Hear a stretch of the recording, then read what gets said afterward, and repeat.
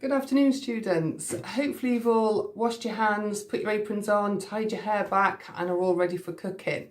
You should have received the recipe sheet so you know that it's for scones or scones, doesn't really matter which way you say it.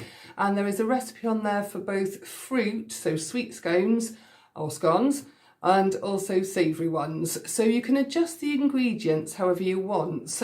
With the sweet ones, it doesn't really matter what kind of dried fruit you put in. You can even chop up a fresh apple or pear and pop that in as well. Just be careful that it's not too watery though, because it might make your mixture a little bit wet. And obviously for your savoury scones, you can use anything that you used for the savoury tarts. So in terms of any cooked meats, so anything that comes from a packet like ham or turkey in the deli section that you can make a sandwich for, cooked bacon, any herbs, chives, cheese, olives, sun-dried tomatoes, it doesn't really matter what you put in them, just as long as you have a go at making them and you're enjoying yourselves. So I'm going to run through first of all the different types of spoons, because this recipe states you need teaspoons and tablespoons. I just want to make sure you know which is which. So first of all, I've got a teaspoon, okay, then I've got a dessert spoon, and I've also got a tablespoon. So if I put those down on my board and move the camera, you'll be able to see the difference in size. Okay, so you can see the teaspoon's the one that you stir your tea with, the dessert spoon is the one that you'd eat your pudding with after your tea, and then your tablespoon is the larger measuring spoon. So please, please, please don't get these mixed up. Okay, so let's have a little look at the ingredients. So first of all, we have 350 grams of flour. And I've put self-raising flour on here. There was another message that went out that said if you didn't have self-raising flour and you just had plain flour, then what you could do is add an extra 4 teaspoons, that's the little one, not the big one, of baking powder to the mixture, because that's how you basically make self-raising flour, and add a little bit of salt as well, but we're putting salt in the recipe so we don't need any extra of that. So 350 grams of flour. Okay, the next thing you need is your butter, and we've got 85 grams of butter, which is cubed, and we're going to use the rubbing in method exactly the same as we did for the savoury tarts. So this must be cold butter straight from the fridge. And then you will also need your teaspoon, that's the little one, okay, of baking powder, okay. And on top of that, you will then need your caster sugar. If you don't have caster sugar and you just have granulated sugar that you make your tea with, or your coffee, if you're an older student, then that will work fine for this. Caster sugar is just a bit more finely ground. So if you've got granulated sugar and you want it to be fine, and you've got a pestle and mortar, so you can actually pop that in the pestle and mortar and just grind it a little bit smaller. But you don't have to. Okay, next comes the milk, and that's 175 ml of milk. You can use full fat, skimmed or semi-skimmed, so that's no problem. And then an optional extra is your vanilla extract, and if you've made cakes you've probably got some of this in the cupboard. If you haven't got any, don't worry, it's not going to make a huge difference to the structure of your cakes at all, because it's more to do with flavour, and it just gives that vanilla-y flavour to the sweet ones. Obviously you wouldn't put this in your savoury ones. Next comes a squeeze of lemon juice, and again this is just to give a little bit of acidity to it so it's not too sweet, but again you don't need to put this in. So if you don't have a fresh lemon, don't go out and buy one, don't panic, just leave it out. You also need your dried fruit. So I've got mine in my box here that I chopped up earlier. I only had a few raisins, so I popped those in. I had some dried apricots, and I had some maraschino cherries, so which were just little cherries in a syrup. And I've just dried those off a little bit and chopped them up nice and small. And then the last ingredient you need is your egg, okay, which we're going to whisk in a minute. So first things first, what we need to do is get our large bowl so we can pop our flour in. So I'm just going to pop this tea towel onto my board there and pop my bowl on, and I'm going to pop in my flour and also the butter exactly the same as we did for the tarts. So I'm going to pop that in there. and I'm going to pop the butter in. Okay, I'm going to have to stand up to do this because I'm sitting down at the moment and I'm a little low. Okay, so the first instruction is to rub the butter into the flour. And if you didn't do this with me last week, what I'm doing is I'm just coating those butter squares into the flour, and I'm just squeezing them gently and letting them fall back into the flour. And what you need to do is keep doing this until you end up with breadcrumbs. So what you don't want to see are any lumps of butter that when they cook, they're going to melt into the scone and then just make a bit of a greasy part to your scone. You need to just incorporate it all together. So what I tend to do is 1, 2, 3 with my fingers, 1, 2, 3, and let it fall back into the bowl. Don't be doing this, tickling it, because it's not going to work, okay? You need to really squeeze that butter into the flour. It shouldn't take you too long, so there's not too much flour in, sorry, not too much butter in here. So you can either pause the video now and move it along, or do this with me and stop it if you need a bit more time and pick up when you've got your breadcrumbs.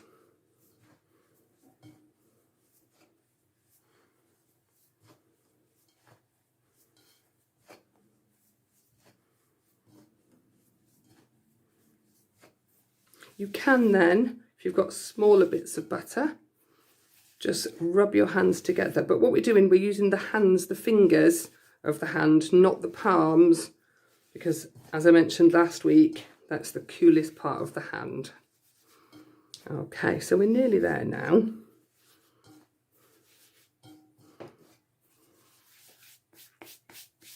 Okay. So I'm then going to add my sugar. Okay, before I do that, I'm just going to wash my hands. So I'll see you in a minute.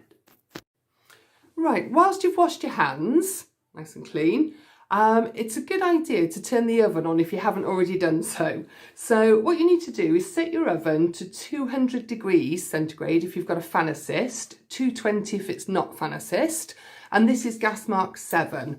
Now if you're cooking in an Aga, and I know a couple of you might be, you need to bake on the second runners down in the roasting oven. Now, if you're in an Aga, you only keep it in the oven for 8 to 10 minutes and you turn the shelf after 5 minutes. So please do not leave them in for the required 10 to 15 minutes time that it states on the recipe. And that's just an Aga. So with an Aga, bake on the second runners down in the roasting oven for 8 to 10 minutes, turning the shelf after 5. Okay, so what we're going to do now is we're going to add our sugar. So we just add that across and just give it a little mix. Okay, and the recipe tells you to warm your milk up slightly just for 30 seconds in the microwave. If you haven't got a microwave, don't worry, you can use cold milk, it's not a problem. And it also tells you to pop your vanilla essence into the milk. So I'm just going to pop my vanilla essence, and it says a teaspoon, so that's round about a capful. So you can use the cap or you can use the teaspoon, okay, it doesn't really matter. And pour this very slowly, okay, because you don't want too much, it's quite strong. It doesn't taste very nice on its own either, so if you do taste it and don't like it, it's really, really concentrated, so it won't taste like that in your baking. Okay, bring our bowl back, and what I'm going to do is pop this into the mixture. Now the recipe tells you to actually put a baking tray in the oven. So before we do the milk, I've got my baking tray here, okay, and I've popped a piece of baking paper on it, and I'm just going to pop that in the oven to warm up.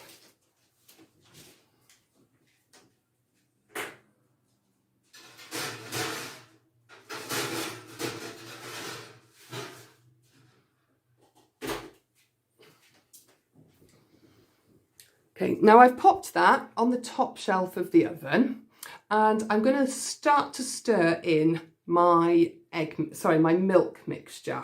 Okay, now we've also got to put the egg in here. All right, so what I would do before we start, before our hands get all messy, is crack the egg into your bowl, because we don't need this until the end. We're going to just coat the the top of the scones with it, but it will just save you having to go and wash your hands with them all being messy. I've got a bit of a wet wipe here, so I can have a wipe down. Okay, and I'm just going to get that whisked up now.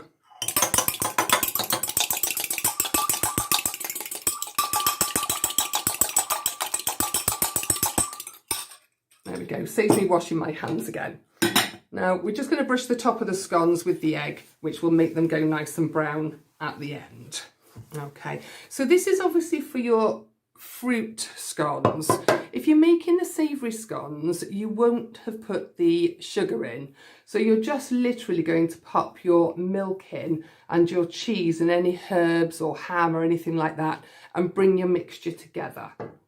So it tells you with a knife to make a well in the centre, and we're going to pour the milk in with the vanilla essence. Now you can see my vanilla essence sunk right to the bottom there. Okay, so I'm going to get my teaspoon out and just give it a bit of a scrape. Okay, and get the bottom of the vanilla essence into my dish. Okay, and then I'm going to start to bring this together. Okay, now we want to try and coat this as much as we can so our fingers don't get too sticky, but it is going to feel quite wet. Okay, so once you've got it mixed like this, sorry if the camera's moving around the place, my table's moving as I'm stirring. Okay, and I'm going to have to get my hands in there and bring the mixture together. Before I do that, I'm going to add my fruit so it's evenly distributed around, and also my squeeze of lemon. Now I forgot to put my baking powder in, so I'm going to put my baking powder in. Okay, happens to the best of us. And then I'm going to give that a good mix round. I'm trying to just use one hand because then if I do need to go and get anything, I've got the other hand nice and clean. And I'm pushing it into the bottom of the bowl and trying to incorporate all of the flour, the loose flour that's around the bowl.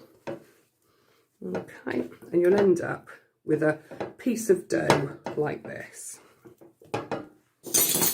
Right. I'll pop my bowl to the side. Okay. Now what you'll need is to just flour your work surface, which will stop it from sticking. So I'm just going to pop a bit of flour on here. Okay. And the recipe states that you need to fold this dough over a couple of times. And it's a bit like, if you've ever made bread with me, a bit like kneading, but you don't want to work it as much. If you need more flour, if your dough is quite wet, then just sprinkle some on top. Okay, the last thing you want is for it to stick everywhere, and it shouldn't really be sticking to your hands too much. You can just pull some bits off if they are. So you can see now that we've got all of that mixture combined. Now then, you can roll this out if you want, but it's not like pastry. You don't need to have it really thin, so we can just push it down with our hands. Okay, don't worry if you've got a few cracks on top, that's not a problem. Now the recipe says to do it till it's about 4 centimetres high, but I think that's a little high. So I always do mine about 2 centimetres, and if you've got that baking powder in there, then that will help make them rise. So a little bit like last week, if you haven't got a cutter, you can use a glass. And what I would do is cut around the ends, and then we're going to combine the rest of the dough together, press it down again and try and make some more. So cut that out there, and you'll see by this roughly the thickness. Now you might think, oh, it's not quite 2 centimetres. You're looking for about 1 inch, okay, but that will be fine. What you don't want is for them to not cook in the middle, and if they're too high, they're not going to cook in the centre. Okay, so we just pop these around the edge of the bowl, sorry, the edge of the tray. Okay, and get another one out the middle there. And then I will bring that dough together. Okay, just fold it over a few times again, just to combine all those pieces, and then press it down again. Make sure you make it about the same thickness because you want them to cook evenly in the oven. Okay, a little thicker on that one, so press that down a little bit more. Okay, fold it back up again, press it down. Might be able to get 2 more out of this. And the idea is you don't want to really waste anything. So depending on how big your cutter is, will depend on how many you do. Now I can see that that little one might just fit in there. So what I'm going to do is I'm actually going to push the rest of that to shape it into my cookie cutter, but I don't want to make it too thin. Okay, be about the same size. There we go. Turn it over. Right, so the next thing we're going to do is brush them with egg. And if you're doing the savoury ones, you might want to put a bit of extra cheese on the top here. So you could have grated some extra cheese to do that. If you're looking at your scones and you think, oh, some of them are a little big, you can just push them a little bit down. Okay, but they are going to rise in the oven, so I wouldn't worry too much. And because we're home baking, we're going for the rustic look. We're not going for perfectly baked, factory made scones here. Okay, so I'm just going to go and get my pastry brush.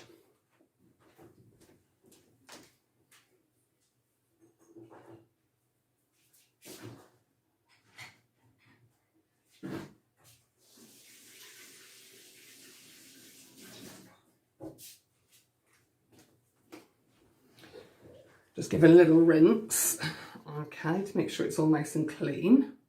Been using it this morning with some olive oil on it. And I'm going to get my egg, give it another whisk up. That's what you can hear me doing. Okay, and you can brush this on the top now, or you can do it when you've got them on your baking tray. But because your baking tray's hot, it's going to help cook the bottom of them. But also you might want to just be touching it as little as possible. So I'm just going to pop this over the top.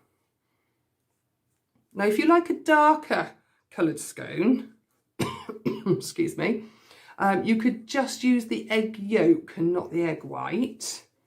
But I always find if you do this, you're only using a little bit of the egg, so you can make a little omelette with the rest afterwards. Just add a second egg and maybe some leftover cheese or something that you've got, and you can make yourself a little omelette and then have a scone for afters. Right, so I'm going to go and take these and put them on my baking tray, and I shall be back in a second. Okay, so we're in my kitchen now, not the dining room, and I've put my scones onto my baking tray. I haven't put them in the oven just yet because I wanted to show you what they look like. So I'm just going to move the camera down. Okay, and you can see that I've got 9 scones on my tray, and I've evenly spaced them. Now they are going to rise and they may tip over to the side a little bit. It just depends on how you've balanced your ingredients out and where your heat distribution is within your oven as well. So I'm going to pop these on the top oven, and I'm going to leave them in the oven for 10 to 15 minutes. So you do need to check them. You don't need to turn your tray around unless, of course, one side of your cooker cooks a little sort of more than the other. Mine sometimes does, and I know a few of them at school do as well. But you just check them after about 10 minutes. What you want to make sure is that they are cooked enough in the centre. So make sure that they have gone nice and golden brown on the top of them. Okay, so I'll just pop those in my oven now. Don't forget, when you're using your oven, to not put your face right in the oven, because when you open the door, because the heat will come out of the oven very, very quickly. And as always, have a grown-up help you with the cooker, and use your oven gloves, and make sure that you're following all the safety rules that I tell you at school. Hopefully you'll enjoy these. I'll show you a picture of my finished ones at the end. And if you're having savoury ones, they're really, really nice with just some butter, and you can have them then obviously with some cooked chicken or cooked ham or a salad and some quiche or something like that, or just as a snack. And the fruit ones, you can obviously load them up with jam and cream if you want, or strawberries, but if they have got just fruit in them, again, let them cool, and they're also really nice just with a little spreading of butter. Enjoy!